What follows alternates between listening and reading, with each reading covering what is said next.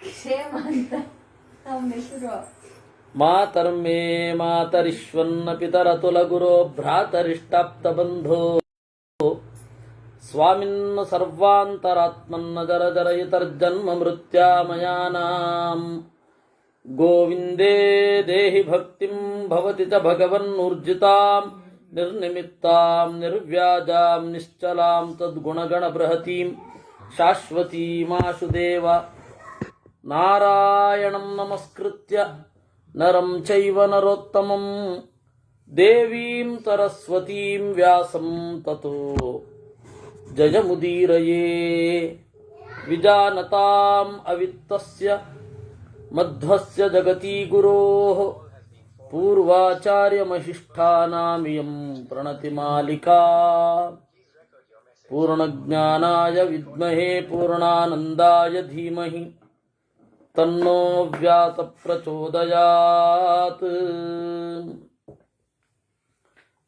ಏತದ್ದೇಹೇ ಸಮಾಖ್ಯಾತಂ ತ್ರೈಲೋಕ್ಯೇ ಸರ್ವದೇಹಿಷು ವೇದಿತವ್ಯಂ ನರಶ್ರೇಷ್ಠ ಸದೇವ ನರದಾನವೇ. 24 ತತ್ವಗಳ ಬಗ್ಗೆ ನಿನ್ನೆ ನೋಡಿದೆವು. 24 ತತ್ವ ಇನ್ನೊಮ್ಮೆ ಸಂಕ್ಷೇಪವಾಗಿ ಹೇಳ್ತೇನೆ. ಪಂಚಭೂತಗಳು, ಪಂಚ ವಿಷಯಗಳು, ಶಬ್ದ ಸ್ಪರ್ಶ ರೂಪ ರಸ ಗಂಧ 10 ಆಯ್ತು.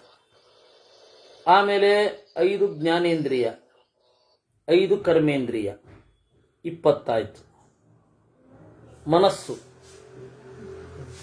ಆಮೇಲೆ ಗುಣತ್ರಯ, ಅಹಂಕಾರ ತತ್ವ, ಮಹತ್ತತ್ವ 24 ಆಯ್ತು. ಇದರಲ್ಲಿ ಬಹಳ ತರಹದ ಲೆಕ್ಕಗಳಿವೆ. ಈ 3ರಲ್ಲಿ 21ರಿಂದ 24ರ ತನಕ ಬಹಳ ಲೆಕ್ಕಗಳಿವೆ. ಆದರೆ ಸಾಧಾರಣವಾಗಿ ಈ 24 ಏನಿದೆ ದೇಹದಲ್ಲಿ ಇದೆ. ದೇಹದಲ್ಲಿ 24 ಇದೆ ಅಲ್ವಾ? ಇದೇ ಬ್ರಹ್ಮಾಂಡದಲ್ಲಿಯೂ ಇದೆ ಹೊರಗಡೆ. ಆಮೇಲೆ ದೇವತೆಗಳ, ದೈತ್ಯರ, ದಾನವರ, ಮನುಷ್ಯರ ಎಲ್ಲರ ಶರೀರದಲ್ಲಿಯೂ ಕೂಡ ಇದೇ 24 ಇರೋದು. ಆದರೆ ದೇವತೆಗಳ ಶರೀರದಲ್ಲಿ ನಮ್ಮಷ್ಟು ದೋಷಗಳಿರಲ್ಲ, ಅಷ್ಟೆ. ಬಹಳ ಕಡಿಮೆ ಇರುತ್ತೆ. ಇರಲ್ಲ ಅಂತಿಲ್ಲ, ಬಹಳ ಕಡಿಮೆ ಇರುತ್ತೆ. ಹೀಗಾಗಿ ಅವರಲ್ಲಿ ಅವರ ಮನಸ್ಸು, ಅವರ ದೇಹ ಕೆಲಸ ಮಾಡೋ ರೀತಿ ಬೇರೆ, ನಮ್ದು ಬೇರೆ ಅಷ್ಟೆ. ಅದರಿಂದ ನೀವು ಪಿಂಡಾಂಡದಲ್ಲಿ ಬ್ರಹ್ಮಾಂಡದ ಎಫೆಕ್ಟ್ ಅನ್ನ, ಬ್ರಹ್ಮಾಂಡದಲ್ಲಿ ಪಿಂಡಾಂಡದ ಎಫೆಕ್ಟ್ ಅನ್ನ ಕಾಣಬೇಕಾದದ್ದು ಹಾಗೆ. ಇಲ್ಲಿ ಏನು ಇದೆ, ಪಿಂಡಾಂಡ ಬ್ರಹ್ಮಾಂಡಗಳು, ನಮ್ಮ ದೇಹ ಪ್ರಕೃತಿಗೆ ಟ್ಯೂನ್ ಆಗಿದ್ದಾಗ ಪ್ರಕೃತಿಯಲ್ಲಿ ಆಗುವ ವಿಕಾರಗಳೆಲ್ಲ ನಮ್ಮ ದೇಹದಲ್ಲಿ ಆಗ್ತವೆ. ಅಲ್ಲ, ಈಗಲೂ ಆಗಲ್ಲ ಅಂತಲ್ಲ, ಟ್ಯೂನ್ ಆಗಿದೆ, ಆದರೆ ಅಷ್ಟು ಉತ್ಕಟವಾಗಿ ಆಗಿಲ್ಲ. ಯಾಕೆ ಅಂತಂದ್ರೆ ನಾವು ಬಹಳ ರೆಸಿಸ್ಟೆನ್ಸ್ಗಳನ್ನ ಕೃತಕವಾಗಿ ಮಾಡಿಕೊಂಡಿದ್ದೀವಿ. Artificial resistance. ಆದರೆ ಯಾರು ಪ್ರಕೃತಿಗೆ ಬಹಳ ಹತ್ತಿರ ಆಗಿರ್ತಾರೆ ಅವರು ಇದರಿಂದ ದೂರ ಇರ್ತಾರೆ. ಅದರಿಂದ ಪಿಂಡಾಂಡ ಮತ್ತು ಬ್ರಹ್ಮಾಂಡಗಳಲ್ಲಿ ಇರುವ ಸಾಮ್ಯದ ಬಗ್ಗೆ ಬಹಳ ಗಮನ ಸೆಳೆಯುವ ಮಾತು ಈ ಮಹಾಭಾರತದ 30ನೆಯ ಶ್ಲೋಕದ ಮಾತು. ಏತದ್ದೇಹೇ ಸಮಾಖ್ಯಾತಂ ತ್ರೈಲೋಕ್ಯೇ ಸರ್ವದೇಹಿಷು ವೇದಿತವ್ಯಂ ನರಶ್ರೇಷ್ಠ ಸದೇವ ನರದಾನವೇ. ನಮಗೆ ಮಾಡರ್ನ್ ಸೈನ್ಸ್ ಅನ್ನು ಓದಿಕೊಂಡವರಿಗೆ ಮನುಷ್ಯರು ಮಾತ್ರ ಯೋಚನೆ ಮಾಡುವ, ಮಾತನಾಡುವ, ಇತಿಹಾಸವನ್ನು ಬೆಸೆಯುವ, ಇತಿಹಾಸವನ್ನು ತಿಳಿಯುವ, ಭವಿಷ್ಯವನ್ನು ಅಸೆಸ್ ಮಾಡುವ ವರ್ಗ ಅಂತ ನಮಗೊಂದು ಅಹಂಕಾರ. ಇದನ್ನ ಅಹಂಕಾರ ಅಂತಾನೆ ನಾನು ಕರೆಯೋದು. ಕಾರಣ ಏನು ಅಂದ್ರೆ ನಾವು ಮಾತ್ರ ಹೀಗೆ ಅಂತ. ಇವರು ಇನ್ನು ಎಲ್ಲಿಯ ತನಕ ಅಂತಂದ್ರೆ ಹಿಂದಿನವರೆಲ್ಲರೂ ಕೂಡ ನಮಗೆ ಏನನ್ಸತ್ತೆ, ಅವರು ಸರಿಯಾಗಿ ಯೋಚನೆ ಮಾಡಿರಲಿಲ್ಲ, ಇದಕ್ಕೆ ಇದನ್ನ ಹೇಳಿದ್ರೇನೋ ಅಂತ. ಒಂದು ಉದಾಹರಣೆ ಹೇಳಬೇಕು ಅಂತಂದ್ರೆ, ಜಯದ್ರಥ ಸಾಯುವಾಗ ಕತ್ತಲಾಯಿತು. ದೇವರು ಆ ಕತ್ತಲನ್ನು ತೊಡೆದ. ಕತ್ತಲನ್ನು ಅವನೇ ಮಾಡಿದ್ದು. ಅದೇ ಕತ್ತಲನ್ನು ದೇವರು ಉಪಸಂಹಾರ ಮಾಡಿದ. ಈಗಿನವರು ಈ ಎರಡು ಅತಿರೇಕ, ಈ ಕುಮಾರ ಇದು ಇವರೆಲ್ಲ ಸಾಂಪ್ರದಾಯಿಕ ಕತೆ ಹೇಳುವವರೆಲ್ಲ ಚಕ್ರ ಅಡ್ಡ ಇಟ್ಟ, ಅದರಿಂದ ಕತ್ತಲಾಯಿತು ಅಂತಾರೆ. ಏನ ಸಂಗತ? ಅಲ್ಲಿರೋದೇ ಬೇರೆ ತರ. ಸಸರ್ಜತಮ ಊರ್ಜಿತಂ ಅಷ್ಟೇ ಇರೋದಲ್ಲಿ. ಸೃಷ್ಟಿ ಮಾಡಿದ. ಇನ್ನು ಪಾಪ ವಿಜ್ಞಾನದ ಮೇಲೆ ಆಸೆ, ಇದು ಪ್ರಾಚೀನದ ಭಾರತದ ಮೇಲೆ ಪ್ರೀತಿ. ಅವರು ಹಿಂಗೆ ಒದ್ದಾಡ್ತಾರೆ. ಹೇಗೆ? ಅವಾಗ ಗ್ರಹಣ ಇತ್ತು, ಅದು ಕರೆಕ್ಟಾಗಿ ಕ್ಯಾಲ್ಕುಲೇಷನ್ ಮಾಡಿದ್ದ. ಅದಕ್ಕೆ ಅವನೇನು ಮಾಡ್ತಾನ, ಈಗ ಕತ್ತಲಾಗತ್ತೆ ಅಂತಂದ, ಕತ್ತಲಾಯಿತು. ಬಿಡು ಬಾಣನ ಅಂತಂದ, ಬಿಟ್ಟ, ಮೋಕ್ಷ ಆಯಿತು, ಸೂರ್ಯಗ್ರಹಣ ಅಂತ. ಇದೆಲ್ಲ ಓವರ್. ಅದನ್ನೇ ದೇವರು ಇದು ಕತ್ತಲು ಸೃಷ್ಟಿ ಮಾಡಿದ್ದು ಅಂತ ಭ್ರಮೆಗೊಳಗಾದ್ರು ಅಂತ ಹೇಳುವವರು. ಇವರೆಲ್ಲ ಏನು ಹೇಳಲಿಕ್ಕೆ ಹೊರಟಿದ್ದಾರೆ? ನಾವು ಬುದ್ಧಿವಂತರು, ನಮಗೆ ಇದ್ದ ಜ್ಞಾನ ಆಗ ಕೌರವರಿಗೆ ಮೊದಲಾದವರಿಗೆ ಇದ್ದಿದ್ರೆ ಈ ಘಟನೆ ನಡೀತಾ ಇರಲಿಲ್ಲ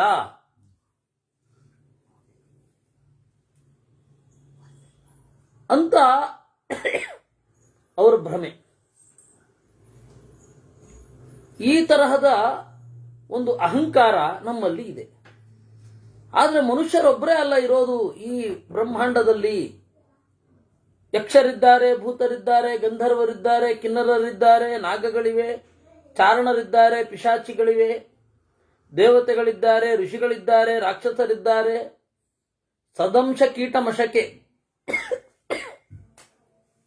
ಚಿಕ್ಕ ಇನ್ಸೆಕ್ಟ್ಸ್, ಏನು ಕೀಟ ಮೊದಲಾದವುಗಳು, ಸೊಳ್ಳೆ ಮೊದಲಾದವುಗಳು, ಸರ್ಪ, ಪಕ್ಷಿ, ಕ್ರಿಮಿ, ಕೀಟ, ಮೂಷಿಕ, ಶುನಿ, ನಾಯಿ, ಸ್ವಪಾಕ, ಆ ನಾಯಿಯನ್ನು ತಿನ್ನುವ ಚಂಡಾಲ, ಪುಲ್ಕಸ, ಈ ಎಲ್ಲ ತರಹದ ಪ್ರಾಣಿಗಳಲ್ಲಿಯೂ ಕೂಡ ಯಚ್ಚ ಮೂರ್ತಿಮಯಂ ಕಿಂಚಿತ್ ಸರ್ವತ್ರೈತನ್ ನಿದರ್ಶನಂ. ಎಲ್ಲ ಕಡೆ ಈ 24 ತತ್ವಗಳು ಅವರವರ ಶರೀರದಲ್ಲಿ ಇದ್ದೇ ಇವೆ. ಇಷ್ಟೇ ಇರೋದು, ಇನ್ನೇನಿದೆ?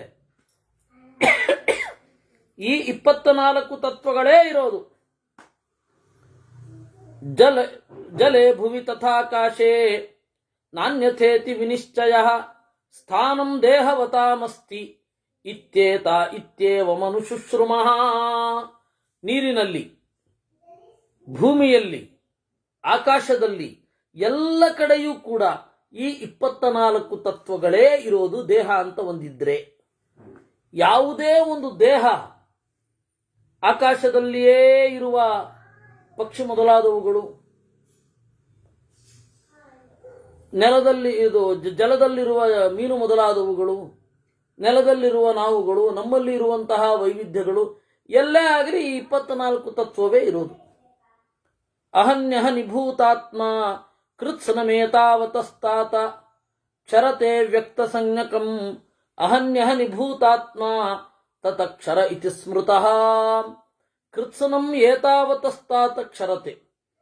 ಇಷ್ಟೇ, ಎಲ್ಲಾ ಕಡೆ ಇರೋದಿಷ್ಟೇ. ಇದು ಬದಲಾವಣೆ ಇದೆಯಲ್ಲ, ಇದನ್ನ ನಾಶ ಅಂತ ನಮಗೆ ಕಾಣುತ್ತೆ.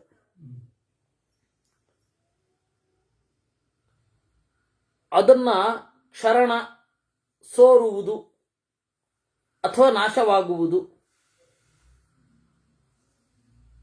ಅಹನ್ಯಹನಿ, ದಿವಸ ದಿವಸಕ್ಕೂ ಇದು ಚೇಂಜ್ ಆಗ್ತಾ ಇರುತ್ತೆ. ಅದರಿಂದಾಗಿ ಇದನ್ನೇ ಸಾವು. ಈ ಸಾವನ್ನು ಯಾರು ಹೊಂದಿದ್ದಾರೆ ಅವರು ಕ್ಷರರು. ಏತಚ್ಚಕ್ಷರಮುತ್ಯುಕ್ತಂ ಕ್ಷರತೀದಂ ಯಥಾ ಜಗತ್ ಜಗನ್ಮೋಹಾತ್ಮಕಂ ಪ್ರಾಹುಹು ಅವ್ಯಕ್ತಂ ವ್ಯಕ್ತ ಸಂಜ್ಞಕಂ. ಇದನ್ನು ಕ್ಷರ ಅಂತ ಕರೀತಾರೆ. ಇದು ಏನಿದೆ ಅವ್ಯಕ್ತ. ಈ ಅವ್ಯಕ್ತ ನಮಗೆ ಕಾಣುತ್ತೆ, ನಾಶ ಆಗೋದು. ಅವ್ಯಕ್ತಂ ವ್ಯಕ್ತ ಸಂಜ್ಞಕಂ. ಮಹಾನ್ಶ್ಚೈವಾಗ್ರಜೋ ನಿತ್ಯಂ ಏತತ್ ಕ್ಷೇತ್ರ ನಿದರ್ಶನಂ. ಮಹಾನ್ಶ್ಚೈವ ಅಗ್ರಜ, ಎಲ್ಲದಕ್ಕೂ ಅಣ್ಣ ಒಬ್ಬ ಇದ್ದಾನೆ, ಮೊದಲು ಹುಟ್ಟಿದವ. ಅಗ್ರಜಂ ಯಹ ಸಸರ್ಜ ಅಗ್ರ್ಯಾಕೃತಿಂ ಅಜಂ ಅಂತ ಆಚಾರ್ಯರು ಹೇಳಿದ್ದು. ಮಗನ ಮೊದಲ ಮಗನು ಇವಾಗ ಹಿರಿಯ ದೈವ ಗಿರೀಶನು. ಮೊದಲ ಮಗ ಯಾರು ಅಂತಂದ್ರೆ ಸದಾಶಿವ, ಇದು ಬ್ರಹ್ಮ. ಅವನು ಮಹಾನ್. ಮಹಾನ್ಶ್ಚೈವಾಗ್ರಜೋ ನಿತ್ಯಂ.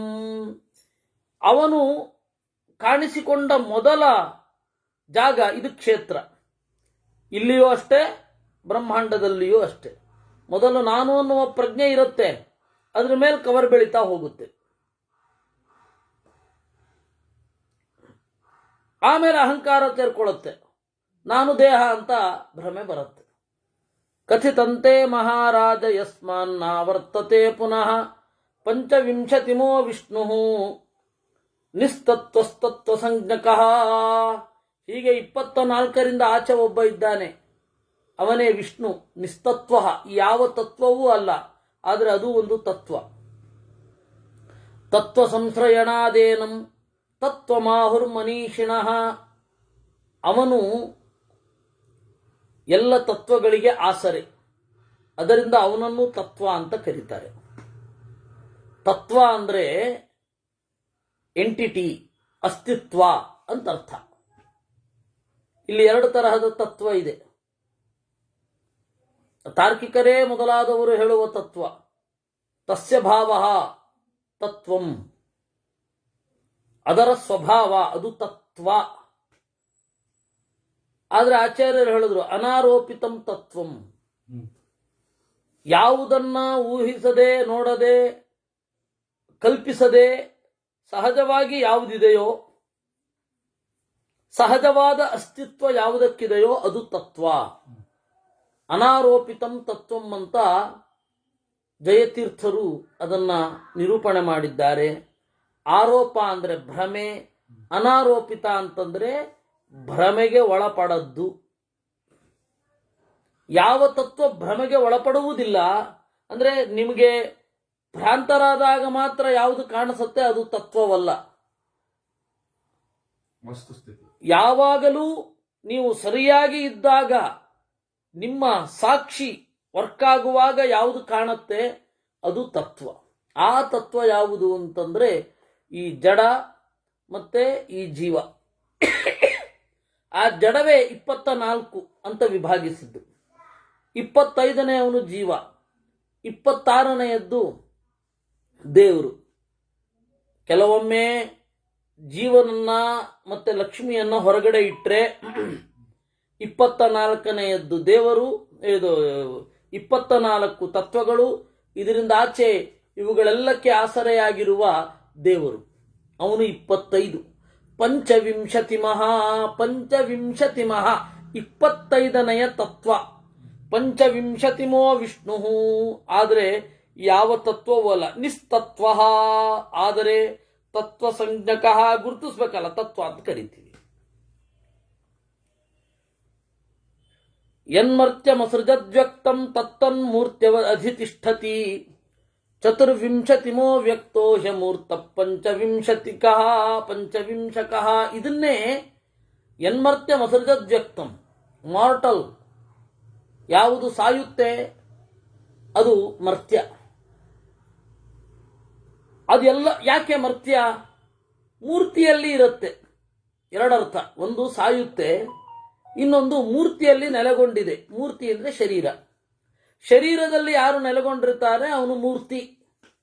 ಪ್ರತಿಯೊಬ್ಬನೂ ಮೂರ್ತಿಯೇ.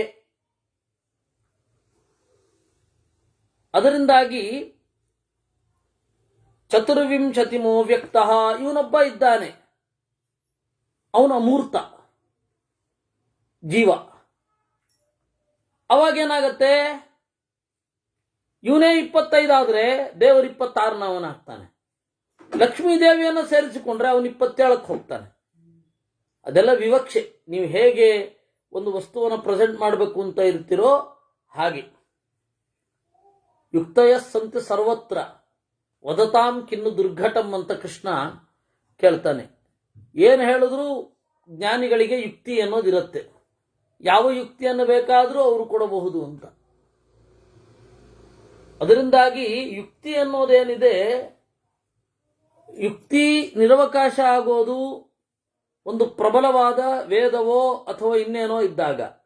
ಕೆಲವೊಂದು ಯುಕ್ತಿಗಳಿರುತ್ತೆ, ಅದು ಹೇಗೂ ಮಾಡಬಹುದು, ಅದ್ರ ಬಗ್ಗೆ ಜಾಸ್ತಿ ತಲೆ ಕೆಡಿಸ್ಕೊಳ್ಬೇಡಿ. ದೇವರಿಗೆ ಎಷ್ಟು ಕೈ ಇದೆ ಅಂತ ಹೇಳಿದರೆ ನಿಮ್ಮ ಧ್ಯಾನಕ್ಕೆ ಎಷ್ಟು ಬರುತ್ತೋ ಅಷ್ಟು ಮಾಡ್ರಪ್ಪ, ಅಷ್ಟೇ. ಯುಕ್ತಿ ಇದೆ, ಎಷ್ಟು ಯಾವ್ದು ಬೇಕಾದ್ರೂ ಯುಕ್ತಿ ಹಾಕ್ಕೊಡ್ಬಹುದು. ಕೆಲವೊಂದು ಲಿಮಿಟೇಷನ್ ಇರುತ್ತೆ, ಅಷ್ಟೇ, ಮುಗೀತು. ಇನ್ನು ಕೆಲವಕ್ಕೆ ನಿರವಕಾಶ, ಅದು ತೊಂದರೆ, ಬೇರೆ ಪ್ರಮಾಣ ವಿರೋಧ ಇರುತ್ತೆ. ಅದರಿಂದಾಗಿ ಅದರ ಸ್ಪಿರಿಟ್ ಅನ್ನು ಅರ್ಥ ಮಾಡ್ಕೊಳ್ಬೇಕು ಅಂತ ಕೃಷ್ಣ ಏಕಾದಶ ಸ್ಕಂಧದಲ್ಲಿ ಹೇಳ್ತಾನೆ. ಸ ಏವ ಹೃದಿತರವಾತು ಮೂರ್ತಿಷ್ವಾತ್ಮಾವತಿಷ್ಠತೆ ಚೇತಯನ್ಶ್ಚೇತನಾನ್ ನಿತ್ಯಂ ಸರ್ವಮೂರ್ತಿರಮೂರ್ತಿಮಾನ್. ಆ ಜೀವ ಇದ್ದಾನಲ್ಲ, ಹೃದಯದೊಳಗಡೆ ಇರ್ತಾನೆ, ಅವನನ್ನೇ ಆತ್ಮ, ಜೀವ ಅಂತ ಕರೀತಾರೆ. ಅವನಿಗೆ ಹಿಂದೆ ಒಬ್ಬ ಇರ್ತಾನೆ, ಚೇತಯನ್ನ ಚೇತನಾನ್. ಈ ಜ್ಞಾನ, ಚೇತನ ಅಂದ್ರೆ ಚಿತಿ ಸಂಜ್ಞಾನೆ ಎನ್ನುವ ಧಾತು. ಚೇತನ ಅಂದ್ರೆ ಅರಿವಿರುವವ. ಅರಿವನ್ನ ಯಾರು ಹೊಂದಿದ್ದಾನೆ ಅವನು ಚೇತನ. ಯಾರಿಗೆ ಬುದ್ಧಿ ಇರುತ್ತೆ, ಯಾರು ತಿಳಿದುಕೊಳ್ಳಬಲ್ಲ, ಅವನು ಚೇತನ. ಆ ಚೇತನದ ಹಿಂದ್ಗಡೆ ಒಬ್ಬ ಇರ್ತಾನೆ, ಅವನು ಚೇತನಾನಾಂ ಚೇತನ, ಅವನೇ ದೇವರು. ಸರ್ಗ ಪ್ರತ್ಯಯ ಧರ್ಮಿಣ್ಯಾಂ ಸರ್ವಮೂರ್ತಿ, ಎಲ್ಲವೂ ಅವನ ಶರೀರ, ಆದರೆ ಅಮೂರ್ತಿಮಾನ್. ಅವನಿಗೆ ಯಾವ ಶರೀರವೂ ಇಲ್ಲ. ಶರೀರ ಇಲ್ಲ ಅಂದ್ರೆ ಏನರ್ಥ? ಅವನು ತನ್ನ ಸ್ವರೂಪಭೂತವಾದ ಶರೀರವನ್ನು ಬಿಟ್ಟು ಬೇರೆ ಶರೀರವನ್ನು ತನ್ನದು ಅಂತ ಅಂದುಕೊಳ್ಳಲ್ಲ. ಅದಕ್ಕೆ ಅವನು ಅಮೂರ್ತಿಮಾನ್. ವಿಷ್ಣು ಸಹಸ್ರನಾಮದಲ್ಲಿಯೂ ಕೂಡ ಅಮೂರ್ತಿಮಾನ್ ಅಂತ ಬರುತ್ತೆ. ಏನು? ಮೂರಂ ಪಾಪಂ ಸಮುದ್ದಿಷ್ಟಂ. ಮೂರ ಅಂದ್ರೆ ಪಾಪ. ಆ ಪಾಪದಿಂದ ಯಾವುದು ಸಂಕಟ ಪಡುತ್ತಲ್ಲ ಅದು ಮೂರ್ತಿ. ಮೂರ್ತ ಅಂತಂದ್ರೆ ಅದು ಹೊಂದಿರೋದು. ಮೂರ್ತಿ, ಅದರಿಂದ ಸಂಕಟ ಪಡುವಂಥದ್ದು ಮೂರ್ತಿ. ಈಗ ಹೇಳಿ, ದೇವರು ಅಮೂರ್ತಿ, ಅಮೂರ್ತ, ಯಾವ ಪಾಪವೂ ಅವನಿಗೆ ತಟ್ಟೋದಿಲ್ಲ. ಹೀಗಾಗಿ ಅಮೂರ್ತಿಮಾನ್. ದೇವರು ಸರ್ವಮೂರ್ತಿ, ಯಾಕೆಂದ್ರೆ ಎಲ್ಲದರ ಒಳಗಡೆ ಇದ್ದಾನೆ. ಇದು ನನ್ನ ಶರೀರ ಅಲ್ಲ, ಬೇರೆಯವರ ಶರೀರ ಅಥವಾ ಜಡ ಶರೀರ ಅಂತ ಪ್ರಜ್ಞೆ ಇದೆ. ಜೀವನಿಗೆ ಅದಿಲ್ಲ. ಅದರಿಂದಾಗಿ ಜೀವ ಮೂರ್ತಿಮಾನ್. ದೇವರು ಮೂರ್ತಿಮಾನ್ನೇ, ಸರ್ವಮೂರ್ತಿ. ಅದಕ್ಕೆ ಅವನ ಬಗ್ಗೆ ಹೇಳಿದ್ದು ಸರ್ವಮೂರ್ತಿರ ಮೂರ್ತಿಮಾನ್ ಅಂತ. ಇಲ್ಲಿ ಅದನ್ನ ನಿರೂಪಣೆ ಮಾಡ್ತಾರೆ.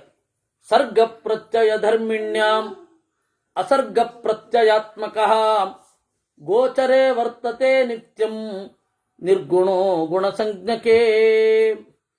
ಸರ್ಗ ಪ್ರತ್ಯಯ ಧರ್ಮಿಣ್ಯಾಂ, ಈ ಪ್ರಕೃತಿಯಲ್ಲಿ ಒಂದು ವ್ಯವಸ್ಥೆ ಇದೆ. ಅದು ಏನು ಅಂದ್ರೆ, ನಾನು ಹುಟ್ಟಿದೆ ಅಂತ ತಿಳ್ಕೊಳ್ಳುತ್ತದೆ. ಸರ್ಗದ ಬಗೆಗೆ ಪ್ರತ್ಯಯ ಜ್ಞಾನ. ಸರ್ಗ ಆಗದಿದ್ದರೆ ನಾನು ಈ ದೇಹದಲ್ಲಿ ಈ ದೇಹವನ್ನು ಹೊಂದಿದ್ದೇನೆ ಅನ್ನೋ ಜ್ಞಾನವೇ ಇರಲ್ಲ ಅವನಿಗೆ. ಅದರಿಂದಾಗಿ ಸೃಷ್ಟಿಗೆ ಬಂದ ಮೇಲೆ ಇದು ನಾನು ಅಂತ ಗುರುತಿಸ್ಕೊಳ್ತಾನೆ. ಅದನ್ನು ಕೊಡುವಂಥದ್ದು ಅವನಿಗೆ ಪ್ರಕೃತಿ. ಅಸರ್ಗ ಪ್ರತ್ಯಯಾತ್ಮಕ. ಇಂತಹ ಪ್ರಕೃತಿಯಲ್ಲಿ ನಿಯಂತ್ರಣ ಮಾಡುವವನು ಯಾರು ಅಂದ್ರೆ ಅಸರ್ಗ ಪ್ರತ್ಯಯಾತ್ಮಕ. ಸೃಷ್ಟಿಯಾಗದೆಯೂ ನಾನು ಇಂಥವನು ಅಂತ ಹೇಳಿ ಯಾರಿಗೆ ಪ್ರಜ್ಞೆ ಇರುತ್ತೋ ಅವನಿಗೆ ದೇವರು. ಯಾಕೆಂದ್ರೆ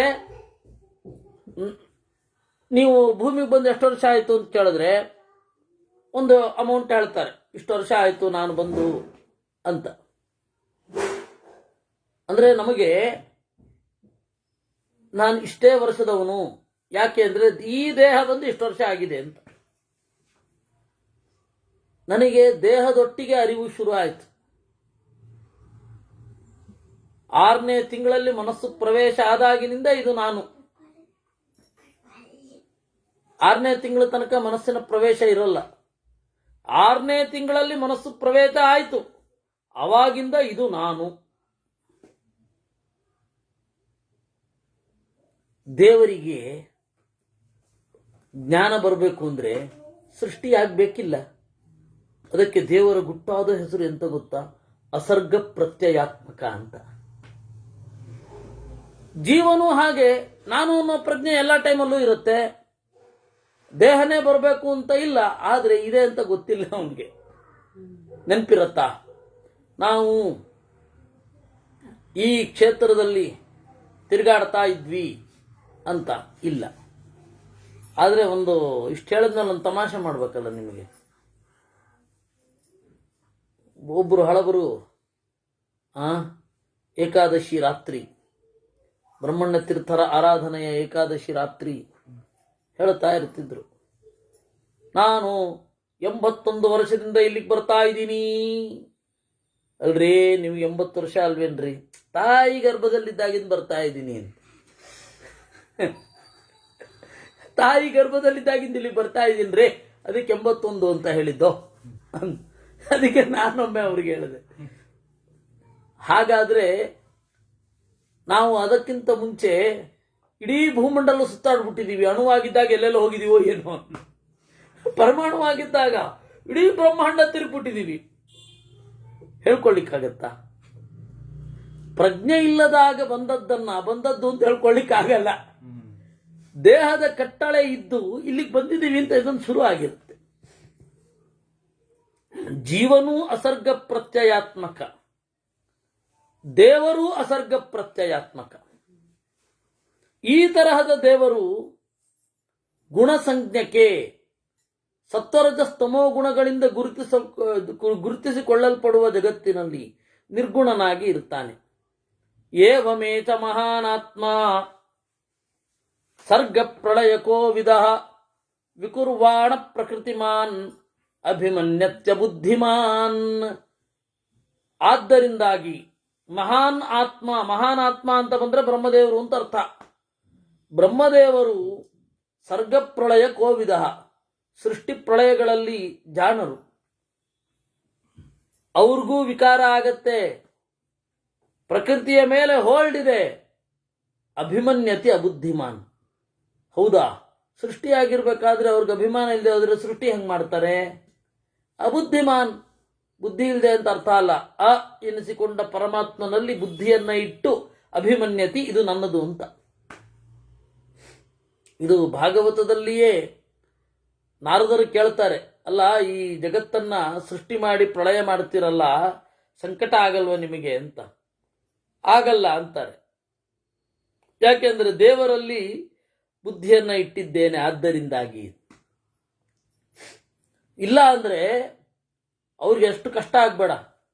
ನಮಗೆ ಈ ಜೀವಿತಾವಧಿಯ ಈ ಒಂದು ಚಿಕ್ಕ ಅವಧಿಯಲ್ಲಿ ನಾವು ಏನೋ ಒಂದನ್ನು ಅಭಿಮಾನಿಸಿರ್ತೇವೆ, ಅದನ್ನು ಬಿಡೋದೇ ಕಷ್ಟ. ಆದರೆ ಅವರ 33,000 ಗಟ್ಟಲೆ ದೇವಮಾನ, ಅದು ಅವರ 100 ವರ್ಷದ ಬಾಳು. ಅಂಥದ್ರಲ್ಲಿ ಅವರು ಈ ಬ್ರಹ್ಮಾಂಡ ಬಿಟ್ಟು ಹೋಗ್ಬೇಕಾದ್ರೆ ಅಷ್ಟು ಅಳಬೇಡ, ಏನೂ ಇಲ್ಲ. ಯಾಕೆ ಅಂತಂದ್ರೆ ನಮೇ ಹೃಷಿಕಾಣಿ ಪಥಂತ್ಯ ಸತ್ಪಥೇ ಅಂತ ಅಲ್ಲಿ ಹೇಳೋದು. ನನಗೆ ನನ್ನ ಇಂದ್ರಿಯಗಳು ತಪ್ಪು ತಿಳುವಳಿಕೆಯ ದಾರಿಯಲ್ಲಿ ಸಾಗುವುದಿಲ್ಲ. ಇದು ದೇವರು ಕೊಟ್ಟದ್ದು. ಇಲ್ಲಿ ನಾನು ಇಷ್ಟು ಕಾಲ ಮಾತ್ರ ಇರ್ತೇನೆ ಅಂತ. ಬ್ರಹ್ಮದೇವರ ಇದೇ ಹಾಗೆ. ತಮಸ್ಸತ್ವ ರಜೋಯುಕ್ತ ತಾಸು ತಾಸ್ವಿಹಯೋನಿಷು ಲೀಯತೆ ಅಪ್ರತಿಬುದ್ಧತ್ವಾತ್ ಅಬುದ್ಧ ಜನಸೇವನಾತ್. ಬ್ರಹ್ಮದೇವರ ಕಥೆ ಹೀಗೆ, ಜೀವನ ಕಥೆ. ತಮೋಗುಣ, ಸತ್ವಗುಣ, ರಜೋಗುಣ ಒಟ್ಟಿಗೆ ದಾಳಿ ಮಾಡ್ತಾ ಇರುತ್ತೆ. ಅದರಿಂದಾಗಿ ಆಯಾ ಯೋನಿಗಳಲ್ಲಿ ಬರ್ತಾನೆ. ಅಪ್ರತಿಬುದ್ಧತ್ವ ತಿಳಿಯತೆ, ಸರಿಯಾಗಿ ಪ್ರಜ್ಞೆ ಇಲ್ಲದೆ ಇರೋದ್ರಿಂದಾಗಿ ಅಬುದ್ಧ ಜನಸೇವನಾತ್, ದಡ್ಡರ ಜೊತೆಗೆ ಸೇವೆ ಮಾಡೋದ್ರಿಂದ ಅವನು ಬುದ್ಧಿ ಅಂತ ಯಾರನ್ನ ಕರೀತಾನೆ ಅಂದರೆ ಯಾರಿಗೆ ಬುದ್ಧಿ ಇರಲ್ವೋ ಅವ್ರಿಗೆ ಅಬುದ್ಧ ಜನ ಸೇವನಾಥ್. ಬುದ್ಧಿ ಅಂತ ಕರಿಬೇಕಾಗಿರೋದು ಮುಖ್ಯ ಪ್ರಾಣನಿಗೆ ಮಾತ್ರ. ಮುಖ್ಯ ಪ್ರಾಣನನ್ನು ಬಿಟ್ಟು ಬೇರೆಯವರನ್ನ, ಬುದ್ಧಿ ಇಲ್ಲದವರನ್ನ ಬುದ್ಧಿ ಅಂತ ಕರೆಯೋದ್ರಿಂದಾಗಿ, ಅಪ್ರಬುದ್ಧರಾದ ಜನರನ್ನ ಸೇವೆ ಮಾಡೋದ್ರಿಂದಾಗಿ ಲೀಯತೆ, ಲಯವನ್ನ ಹೊಂದುತ್ತಾನೆ.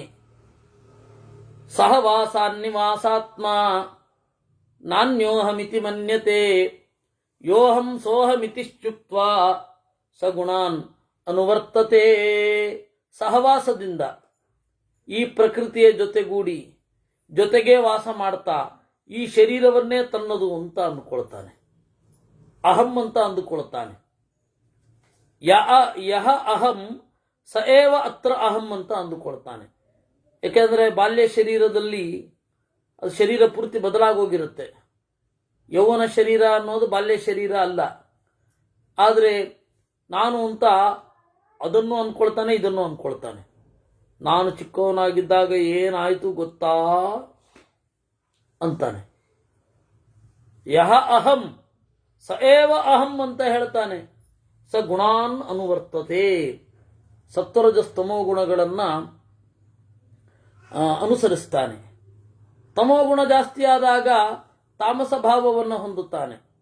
ರಜೋಗುಣ ಜಾಸ್ತಿ ಆದಾಗ ರಾಜಸ ಭಾವವನ್ನು ಹೊಂದುತ್ತಾನೆ. ಸತ್ವಗುಣ ಜಾಸ್ತಿ ಆದಾಗ ಸಾತ್ವಿಕ ಶರೀರವನ್ನು ಹೊಂದುತ್ತಾನೆ. ಶುಕ್ಲ ಲೋಹಿತ ಕೃಷ್ಣಾನಿ ರೂಪಾಣ್ಯೇತಾನಿ ತ್ರೀಣಿತು ಸರ್ವಾಣ್ಯನ್ಯಾನಿ ರೂಪಾಣಿ ಜಾನೀಹಿ ಪ್ರಾಕೃತಾನಿ ವೈ. ಅವನ ಮೂಲ ರೂಪ ಬಿಳಿ, ಕೆಂಪು, ಕಪ್ಪು. ಅವನೇನ್ ಮಾಡ್ತಾನೆ, ಪ್ರಕೃತಿಯನ್ನ ಸೇರಿ ಬಹಳ ಬಣ್ಣಗಳನ್ನು ಪಡೆಯುತ್ತಾನೆ. ಸತ್ವಗುಣ, ರಜೋಗುಣ, ತಮೋಗುಣಗಳೆಂಬ ಬಹಳ ಬಣ್ಣಗಳನ್ನು ಪಡೆದು ಬಿಡ್ತಾನೆ. ಬಣ್ಣ ಅನ್ನೋದೇನಿದೆ ಅದು ಪ್ರಾಕೃತ, ಪ್ರಕೃತಿಯ ಎಫೆಕ್ಟ್. ಪ್ರಕೃತಿಯ ಎಫೆಕ್ಟ್ ಇಲ್ಲದ ಸಹಜವಾದ ಒಂದು ಬಣ್ಣ ಇದೆ, ಅದು ದೇವರದ್ದು. ದೇವರಿಗೆ ಎಲ್ಲ ಕಲರ್ಗಳು ಇದೆ, ಆದರೆ ಅದು ಯಾವುದು ಪ್ರಾಕೃತ ಅಲ್ಲ. ಅದರಿಂದಾಗಿ ಆ ಪ್ರಕೃತಿ ಏನಿದೆ, ಆ ಯಾವುದೇ ಬಣ್ಣ, ಕಲರ್ಸ್ ಅಂತನ್ನೋದೇನಿದೆ, ಅದೆಲ್ಲವೂ ಕೂಡ ಪ್ರಕೃತಿಯ ಎಫೆಕ್ಟ್. ಪ್ರಕೃತಿಯ ಎಫೆಕ್ಟ್. ಅದರಿಂದ ಶುದ್ಧವಾದ ಬಣ್ಣ ಇರುವ, ಅಂದ್ರೆ ಮಿಶ್ರಣವಾಗದ ಬಣ್ಣ, ಸಾತ್ವಿಕ, ರಾಜಸ, ತಾಮಸ, ಈ ಶುದ್ಧವಾಗಿರುವ ಬಣ್ಣ ಬಿಳಿ, ಕೆಂಪು, ಕಪ್ಪು. ಈ ಬಿಳಿ, ಕೆಂಪು, ಕಪ್ಪುಗಳೆನ್ನುವ ಬಣ್ಣ ಪ್ರಕೃತಿಯ ಜೊತೆ ಸೇರಿಕೊಂಡು 7 70 ಬಣ್ಣಗಳನ್ನು ಪಡೆಯುತ್ತೆ. ಅದರದ್ದೇ ಪರ್ಮ್ಯುಟೇಷನ್ ಕಾಂಬಿನೇಷನ್ ಅಲ್ಲಿ ಬಹಳ ಬಣ್ಣಗಳು. ತಾಮಸ ನಿರಯಮ್ಯಾಂತಿ. ಅದರಿಂದಾಗಿ ಎಲ್ಲ ಬಣ್ಣಗಳು ಪ್ರಾಕೃತಾನಿ ಇತಿ ಜಾನೀಹಿ, ಪ್ರಕೃತಿಯಿಂದ ಬಂದವುಗಳು ಎಂದು ತಿಳಿ. ತಾಮಸರು ನರಕವನ್ನು ಹೊಂದುತ್ತಾರೆ, ರಾಜಸರು ನಿರಯಂ ಮಾನುಷ್ಯವನ್ನು ಹೊಂದುತ್ತಾರೆ, ಸಾತ್ವಿಕರು ದೇವಲೋಕವನ್ನು ಹೊಂದುತ್ತಾರೆ. ನಿಷ್ಕೈವಲ್ಯೇನ ಪಾಪೇನ ತಿರ್ಯಜ್ಞೋನಿಮವಾಪ್ನುಯಾತ್ ಪುಣ್ಯ ಪಾಪೇನ ಮಾನುಷ್ಯಂ ಪುಣ್ಯೇನೈಕೇನ ದೇವತಾ. ಪಾಪ ಹೆಚ್ಚಾಯಿತು ಅಂತ ಹೇಳಿದ್ರೆ ತಿರ್ಯಜ್ಞೋನಿ, ಪುಣ್ಯ ಪಾಪಗಳು ಮಿಶ್ರಿತವಾಗಿತ್ತು ಅಂತಂದ್ರೆ ಮಾನುಷ್ಯ ಯೋನಿ, ಪುಣ್ಯ ಮಾತ್ರ ಇದ್ರೆ ದೇವತೆಗಳ ಬಳಿಗೆ ಹೋಗ್ತಾರೆ.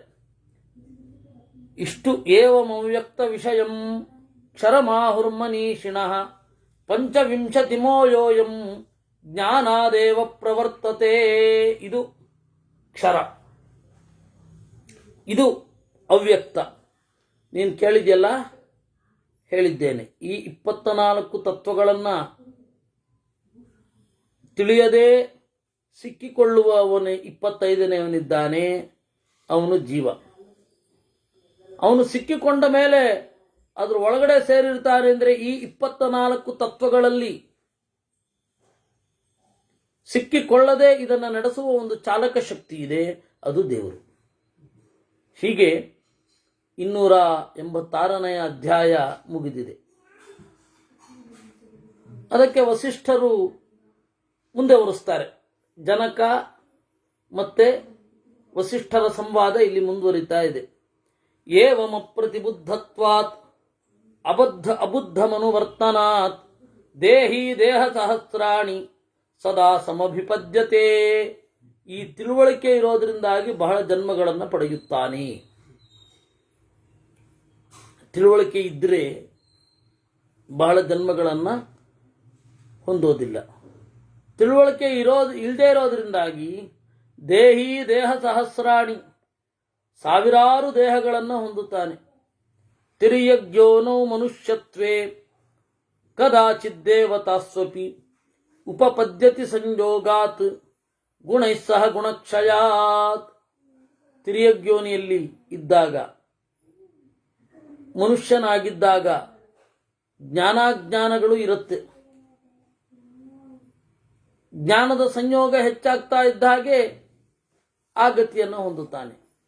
ಜ್ಞಾನ ಸಂಯೋಗ ಕಡಿಮೆ ಆದರೆ ಈ ಗತಿಯನ್ನು ಹೊಂದುತ್ತಾನೆ. ಒಟ್ಟು ಈ ಬೇರೆ ಬೇರೆ ಗುಣಗಳನ್ನು ಏನು ವೇರಿ ಆಗತ್ತೆ, ಬೇರೆ ಬೇರೆ ಗುಣಗಳು, ಅದಕ್ಕನುಗುಣವಾಗಿ ಬೇರೆ ಬೇರೆ ಗತಿಯನ್ನು ಹೊಂದುತ್ತಾನೆ.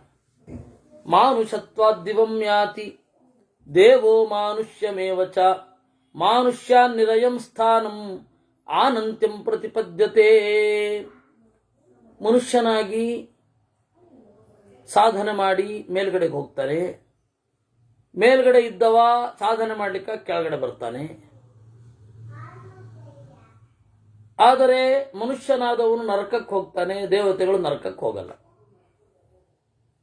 ಸಾಧ್ಯತೆಗಳು.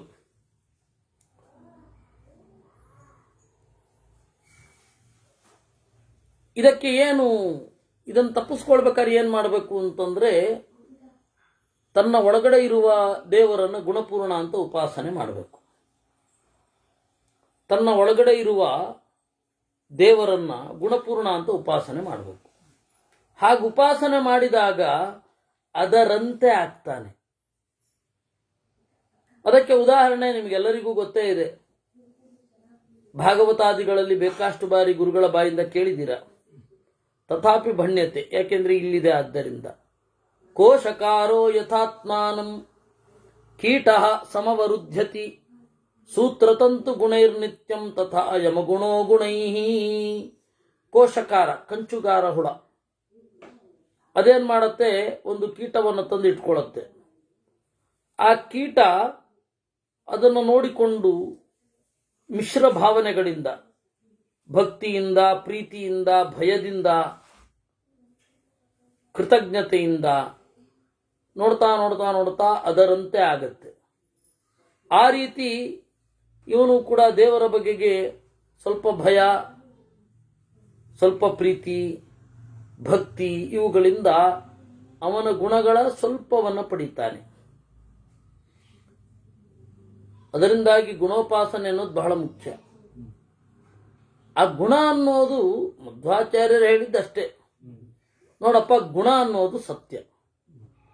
ಸತ್ಯವಾದ ಗುಣವನ್ನು, ಸಹಜವಾದ ಗುಣವನ್ನು ಉಪಾಸನೆ ಮಾಡಬೇಕು, ಎತ್ತರಕ್ಕೆ ಏರಬೇಕು. ಅದನ್ನ ಬಹಳ ಜನ ಏನಂದುಕೊಂಡ್ರು, ಉಗ್ರ ಅಂತ ಅಂದ್ಕೊಂಡ್ರು. ಇವರು ಎಲ್ಲರನ್ನು ತಿರಸ್ಕಾರ ಮಾಡ್ತಾರೆ ಅಂತ. ಹಾಗೆ ಮಾಡಲಿಲ್ಲ.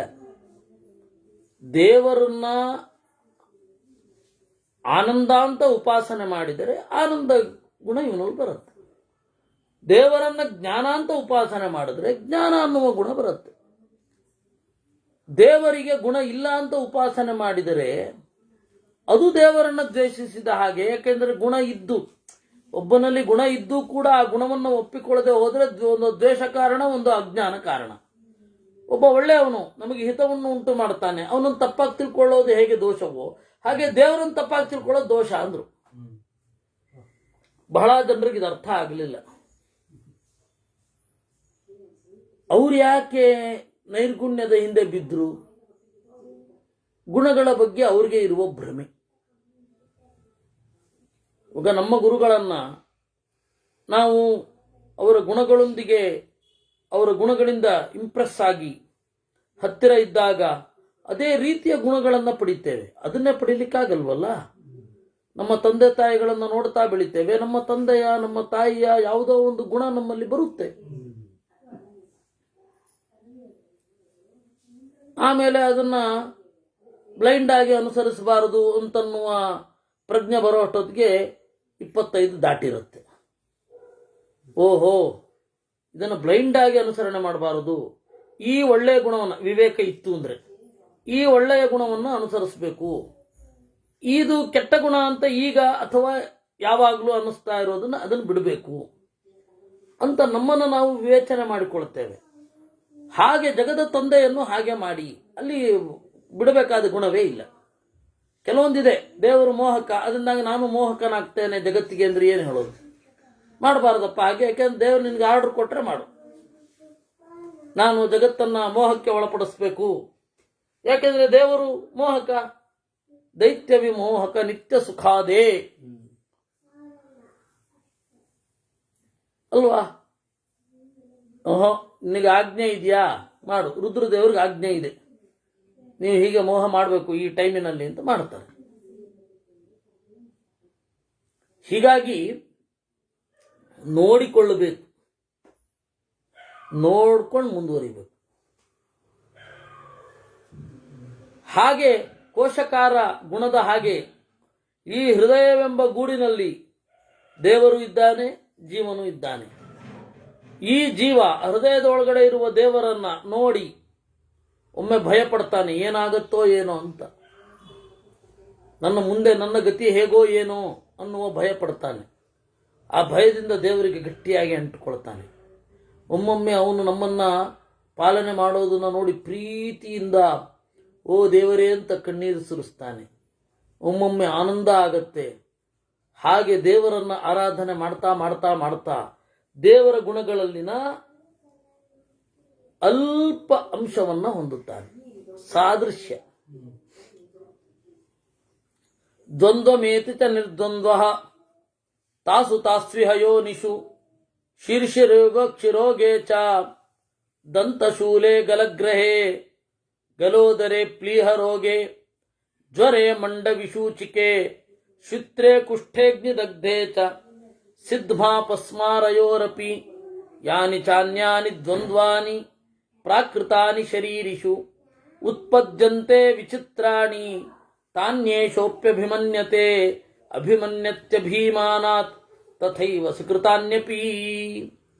ಅಭಿಮಾನ ಇರೋದ್ರಿಂದಾಗಿ ಇದೆಲ್ಲ ನನ್ನದು ಅಂತ ಅಂದುಕೊಳ್ತಾನೆ. ಶೀರ್ಷ ರೋಗೆ, ತಲೆನೋವು ಬಂದಾಗ ಇದು ದೇಹ ಅನುಭವಿಸ್ತಾ ಇರೋದು ನೋವು, ನಾನು ಇದಕ್ಕೆ ತಟಸ್ಥವಾಗಿರಬೇಕು ಅಂತ ಅವನು ಅಂದುಕೊಂಡ್ರೆ ಆಗತ್ತೆ ಒಂದು ಹಂತದಲ್ಲಿ. ಆದರೆ ಹಾಗಂದ್ಕೊಳ್ಳಿಕ್ಕೆ ಆಗಲ್ಲ, ಅದಕ್ಕೆ ಬಹಳ ಪ್ರಯತ್ನ ಬೇಕು. ಅಕ್ಷಿರೋಗೆ, ಕಣ್ಣಿನ ರೋಗ ಬಂದಾಗ, ದಂತಶೂಲೆ ಹಲ್ನೋವು ಬಂದಾಗ, ಗಲಗ್ರಹೆ ಗಂಟಲು ನೋವು, ಗಲೋದರ ಹೊಟ್ಟೆ ನೋವು, ಪ್ಲೀಹ ರೋಗ ಕರುಳ ರೋಗ, ಜ್ವರ, ಆಮೇಲೆ ಕುಷ್ಠ, ಬೆಂಕಿ ಸುಟ್ಟಾಗ, ಅಪಸ್ಮಾರ ಬಂದಾಗ, ಫಿಟ್ಸ್ ಅಂತ ಏನು ಹೇಳ್ತೇವೆ, ಆ ತರಹದ್ದೆಲ್ಲ ಬಂದಾಗ ಅಭಿಮಾನದಿಂದ ಬಂದದ್ದು ಅಂತ ಅಂದ್ಕೊಳ್ಬೇಕು. ಅದರಿಂದಾಗಿ ಅವರನ್ನು ತಮಾಷೆಯೂ ಮಾಡಬಾರದು. ಯಾಕೆ ಅಂದ್ರೆ ಅವರೇ ಅದಲ್ಲ, ನೀವು ಅವರನ್ನೇ ಆ ಜೀವವೇ ಕುರುಡಾಗಿದೆ ಅಂತಂದುಬಿಟ್ರೆ ಜೀವ ಕುರುಡಾಗಿಲ್ಲ. ಜೀವಕ್ಕಿಂದ್ರಿಯ ಇದೆ. ಈ ಶರೀರದ ಕಣ್ಣು ಮತ್ತೆ ಆ ಜೀವದ ಕಣ್ಣು ಎರಡು ಕನೆಕ್ಟ್ ಆಗ್ತಾ ಇಲ್ಲ, ಸಹಕರಿಸ್ತಾ ಇಲ್ಲ ಅಷ್ಟೇ. ಅದರಿಂದಾಗಿ ತಮಾಷೆ ಮಾಡಬೇಡಿ. ಇದು ನಮಗೆ ಅವ್ರು ಕೇವಲ ಕರುಣೆಯನ್ನ ಹೇಳ್ತಾರೆ, ಆಧುನಿಕರು ಕರುಣೆಯಿಂದ ಮಾಡಬೇಡಿ ಅಂತ. ನಮಗೆ ಈ ಜೀವ ಸ್ವಭಾವಕ್ಕೇನೆ ಈ ಗುಣಗಳಿಲ್ಲ ಅಂತನ್ನೋದೇನಿದೆ ಅದು ಅಜ್ಞಾನ, ವಿಪರೀತ ಜ್ಞಾನ. ಇದಕ್ಕೆ ಒಳಗಾಗಬಾರದು ಅಂತ ನಾವು ಹೇಳ್ತೇವೆ, ಅಷ್ಟೇ ವ್ಯತ್ಯಾಸ. ಶುಕ್ಲವಾಸಾಶ್ಚ ದುರ್ವಾಸಾಹ, ಹೇಗೆ ಇದನ್ನ ತಥೈವ ಸುಕೃತಾನ್ಯಪಿ, ಹಾಗೆ ಒಳ್ಳೆಯದನ್ನು ಅವನು ಉಣ್ಣುತ್ತಾನೆ. ಹೇಗೆ ಇದನ್ನ ತಪ್ಪಾಗಿ ತಿಳಿದು ಹೀಗೆ ಮಾಡ್ತಾನೆ ಹಾಗೆ ಸುಕೃತಾನ್ಯಪಿ. ಶುಕ್ಲವಾಸಾಶ್ಚ ದುರ್ವಾಸಾಃ ಶಾಯೀ ನಿತ್ಯಮಧಸ್ತಥಾ ಮಂಡೂಕಶಾಯೀ ಚ ತಥಾ ವೀರಾತನಗತಸ್ತಥಾ ಕ್ಷೀರಧಾರಣಮಾಕಾಶೆ ಶಯನಂ ಸ್ಥಾನಮೇವ ಚ. ಇದೇ ರೀತಿ ಅವನೇನ್ ಮಾಡ್ತಾನೆ, ಬೇರೆ ಬೇರೆ ತರಹದ ಅವಸ್ಥೆಯನ್ನು ಹೊಂದುತ್ತಾನೆ. ಒಮ್ಮೆ ಒಳ್ಳೆ ಬಟ್ಟೆ, ಒಮ್ಮೆ ಕೆಟ್ಟ ಬಟ್ಟೆ. ದುರ್ವಾಸಾಹ ಅಂದ್ರೆ ಕೆಟ್ಟ ಬಟ್ಟೆ. ದುರ್ವಾಸರು ಅಂದ್ರೆ ಇವರು ವಾಸ ಮಾಡಿದ್ರೆ ನಮಗೆ ದುಃಖ ಕಣಪ್ಪ, ಅದಕ್ಕೆ ದುರ್ವಾಸ ಅಂದ್ರೆ ಅಷ್ಟು ಸಿಟ್ಟು. ಇವರು ನಮ್ಮ ಮನೆಯಲ್ಲಿದ್ರೆ ನಮಗೆ ದುಃಖ, ಅದಕ್ಕೆ ಇವರನ್ನ ಇಟ್ಕೊಳ್ಳೋದು ಕಷ್ಟ, ಅದಕ್ಕೆ ದುರ್ವಾಸರು ಅಂತ ಅವರನ್ನು ಕರೀತಾ ಇದ್ರು.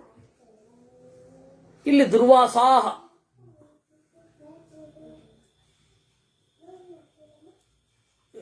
ಒಳ್ಳೆ ಕೆಟ್ಟ ಕಡೆಗೆ ಮಲಗೋದು,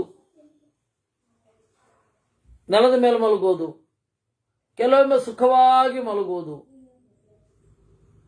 ಸಿಕ್ಕ ಚೀರ ಅದನ್ನು ಧರಿಸುವುದು, ನಿಂತುಕೊಳ್ಳೋದು, ಕೂತುಕೊಳ್ಳೋದು, ಸೊಗಸಾದ ನೆಲದ ಮೇಲೆ ಇರೋದು, ಕಂಟಕ ಪ್ರಸ್ತರೇ ತಥಾ ವೀರಾಸನದಲ್ಲಿ ಕುಳಿತುಕೊಳ್ಳೋದು, ಸ್ವಸ್ತಿಕಾಸನದಲ್ಲಿ ಕುಳಿತುಕೊಳ್ಳೋದು, ಹೀಗೆ ಬೇರೆ ಬೇರೆ ಬೇರೆ ಬೇರೆ ಜೀವನ ಅವಸ್ಥೆ.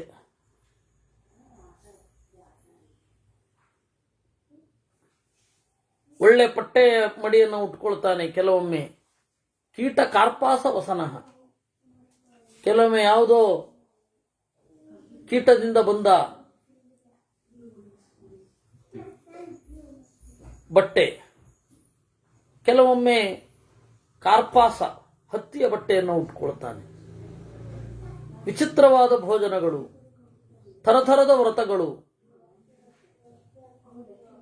ಕೆಲವೊಮ್ಮೆ ಕಾಲ ಕಾಲಕ್ಕೆ ಊಟ, ಕೆಲವೊಮ್ಮೆ ಯಾವಾಗ ಸಿಗತ್ತೋ ಗೊತ್ತಿಲ್ಲ, ಸಿಕ್ಕದಾಗ ತಿನ್ಬಿಡ್ಬೇಕು ಅಂತ.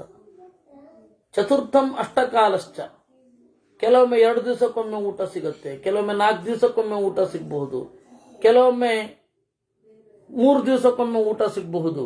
ಚತುರ್ಥಾಷ್ಟಮ ಕಾಲಶ್ಚ ಷಷ್ಠಕಾಲಿಕ ಏವಚ, 6 ರಾತ್ರಿಗಳಿಗೆ ಒಮ್ಮೆ ಊಟ ಸಿಗಬಹುದು. ದ್ವಾದಶಾಹಾರ, ಅಷ್ಟಾಹ ಭೋಜನ, ಮಾಸೋಪವಾಸ, ಕೇವಲ ಮೂಲವನ್ನು ತಿಂದುಕೊಂಡಿರೋದು, ಫಲಾಹಾರ, ವಾಯುಭಕ್ಷ್ಯ, ಕೇವಲ ನೀರನ್ನು ಕುಡ್ಕೊಂಡಿರೋದು, ಗೋಮೂತ್ರ ಭೋಜನ, ಕೇವಲ ತರಕಾರಿಯನ್ನು ತಿನ್ನೋದು, ಕೇವಲ ಹೂವು ಸಿಗಬಹುದು, ಕೆಲವೊಮ್ಮೆ ಶೈವಾಲ ಭೋಜನಶ್ಚೈವ, ಸಮುದ್ರದ ಪಾಚಿಯನ್ನು ತಿಂತಾ ಇರಬಹುದು. ಆಚಾಮೇನ ವರ್ತಯನ್, ಕೇವಲ ನೀರು ಕುಡಿತಾ ಬದುಕಬಹುದು, ಬಿದ್ದ ಎಲೆಯನ್ನ ಉಣ್ಣಬಹುದು.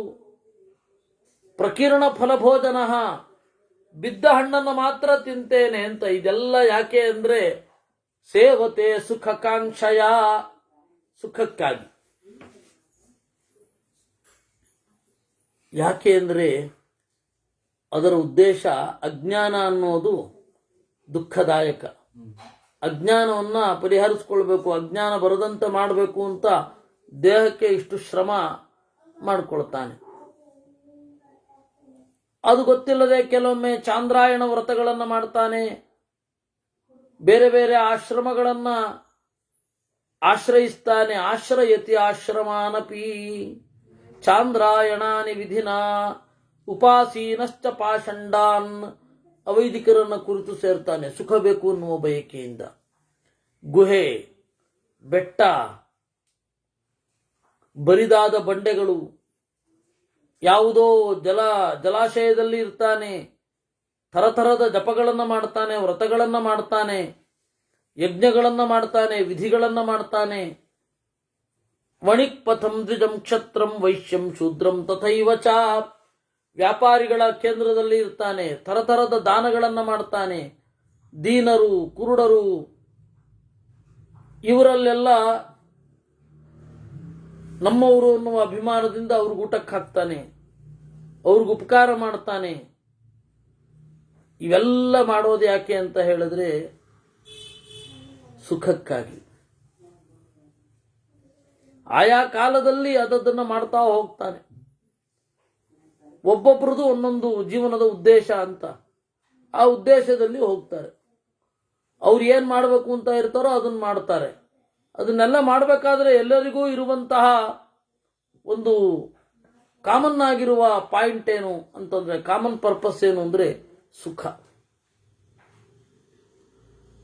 ಭೋಕ್ತವ್ಯಾನಿ ಮಯೈತಾನಿ ದೇವಲೋಕ ಗತಾನಿ ಮೈ ಇಹೇವ ಚೈತದ್ ಭೋಕ್ಷ್ಯಾಮಿ ಶುಭಾಶುಭ ಫಲೋದಯಂ. ಆದರೆ ನಡುವೆ ಈ ತರಹನು ದುರ್ಬುದ್ಧಿ ಬರುತ್ತೆ. ಭೋಗ ಮಾಡಲಿಕ್ಕೆ ದೇವಲೋಕದ ತನಕ ಹೋಗ್ಬೇಕಾ, ಇಲ್ಲಿಯೇ ಭೋಗಿಸ್ತೇನೆ ಅಂತ. ನೇಕೆಡ್ ಸುಲ್ತಾನ್ಸ್ ಅಂತ ಒಂದು ಪುಸ್ತಕ ಇದೆಯಂತೆ. ನಮ್ಮ ರಮೇಶ್ ಅವರು ಹೇಳ್ತಿರ್ತಾರೆ, ನಮ್ಮ ರಮೇಶ್ ಅಣ್ಣ ಅವರು ಇದೇ ಭಾವದಲ್ಲಿ ಆ ಎಲ್ಲ ದೊರೆಗಳಿಗೆ ಇತ್ತು. ಅಲ್ಲಿಗೆ ಹೋದ್ಮೇಲೆ 72 ಹ್ಯೂರ್ಗಳನ್ನ ಸೇರ್ಬೇಕಾ, ಅದನ್ನ ಇಲ್ಲೇ ಮಾಡ್ಬಿಡೋಣ, ಅಲ್ಲಿ ಸಿಗತ್ತೋ ಇಲ್ವೋ. ಅದು ಮಹಾಭಾರತದಲ್ಲಿ ಅದನ್ನು ಹೇಳಿದ್ದಾರೆ. ದೇವಲೋಕದ ತನಕ ಯಾಕೆ ಕಾಯ್ಬೇಕು, ಇಲ್ಲೇ ಮಾಡ್ಬಿಡ್ತೀವಿ. ಅಜ್ಞಾನದಿಂದ ಏನೇನು ದುಃಖ ಆಗತ್ತೆ ಅನ್ನೋದ್ರ ಬಗ್ಗೆ ಇನ್ನು ಲಿಸ್ಟ್ ಮುಂದುವರಿಯುತ್ತೆ. ಜ್ಞಾನ ಪಡ್ಕೊಳ್ಳಿಕ್ಕಿಷ್ಟು ಅಂದ್ರೆ ಅಜ್ಞಾನದ ಕೋಟಳೆ ಎಷ್ಟಿರ್ಬೇಕು. ಹಾಗಾದ್ರೆ ಅಜ್ಞಾನ ಏನು ಮತ್ತೆ ಮುಂದೆ ಹೇಳ್ತಾರೆ, ಅದನ್ನ ನಾಳೆ ನೋಡೋಣ. ಕೃಷ್ಣಾರ್ಪಣಮಸ್ತು.